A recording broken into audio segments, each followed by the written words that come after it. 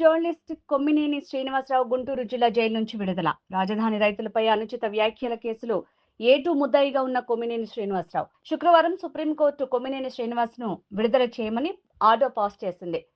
Orders అనేక కారణాల వల్ల ఆలస్యమైన నేపథ్యంలో సోమవారం వరకు జిల్లా జైల్లోనే ఉండాల్సి వచ్చింది. శని ఆదివారాలు కోర్టుకు సెలవులు కావటం వల్ల విడుదలకు ఆలస్యమైంది.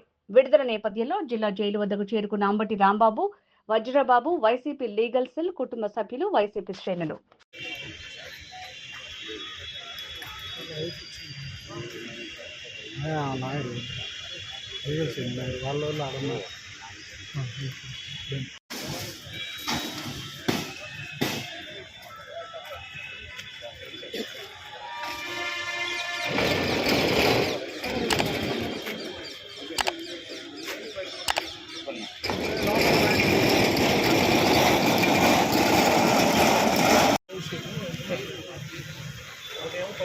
ప్రతి నెల 2వ శనివారం 4వ శనివారం 4 నెలల పాటు